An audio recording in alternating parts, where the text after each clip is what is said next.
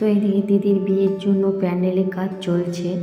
তো এটা হচ্ছে বাড়ির ভিতরের দিকে, এখন বাঁশ পোতা হচ্ছে। এটা হচ্ছে বাড়ির বাইরে, বাড়ির ভিতর থেকে রাস্তা অব্দি, এটা হচ্ছে রাস্তা, পুরোটাই প্যান্ডেল হবে।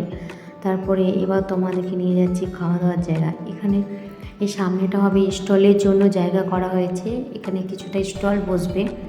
তারপরে হচ্ছে এটা হচ্ছে খাওয়া দাওয়ার জন্য জায়গা করা হচ্ছে। তারপরে পেছনেই আছে রান্নার জন্য, এটা হচ্ছে রান্নার জন্য করা হয়েছে এখানে। তো তোমাদেরকে দেখাচ্ছি পুরোটাই, দেখো। তারপরে এখানে হচ্ছে বিয়ে বলে কথা, ডান্সের জায়গা না হলে হয়, এটা হচ্ছে ডান্সের জন্য জায়গা। খাওয়া দাওয়ার জায়গায় বাড়ি বেশি দূর নয়, কাছেই, বেশি দুপা হেঁটে। তো দেখো পুরোটাই দেখাচ্ছি। এদিকে রান্নার জায়গায় পুরো কাপড় লাগানো হয়ে গেছে, খাওয়া দাওয়ার জায়গা রান্নার জায়গায়। তো দেখো বড় করা হয়েছে, যেহেতু অনেক লোক আয়োজন, তো বড় না করলে হবে না, অসুবিধা আছে। তো দেখো পুরোটাই দেখাচ্ছি, কাপড় লাগানো পুরোটাই কমপ্লিট হয়ে গেছে। এবার তোমরা বাড়ির ভিতরে রাস্তা অবধি পুরোটাই দেখো কমপ্লিট হয়ে গেছে, তোমাদের দেখাচ্ছি। কেমন হয়েছে তোমরা অবশ্যই জানাবে। তো এটা হচ্ছে রাস্তার গেট অবধি, আর এটা হচ্ছে ভিতরে, এটা এখানে কিছু গেস্টের জন্য বসার জায়গা করা হয়েছে, আর এখানে মেয়ে বসানোর জন্য স্টেজ করা হয়েছে। তারপরে এখানে মানে মেয়ে বসানো বাইরেই করা হয়েছে, আর ভিতরে আছে, ভিতরের দিকটা তোমাদেরকে নিয়ে যাচ্ছি।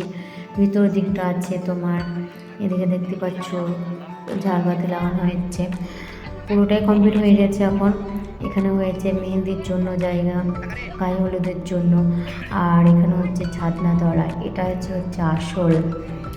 তো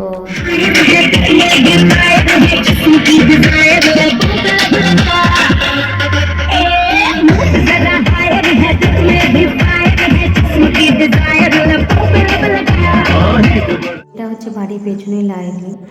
তো দু সাইডে দিকে মেয়ের আর ছেলে ছবি দেওয়া হয়েছে। তো প্রথম গেটটা করা হয়েছে মোটরকে, তোমরা এবার পুরোটাই সবটাই তোমরা দেখতে পারবে।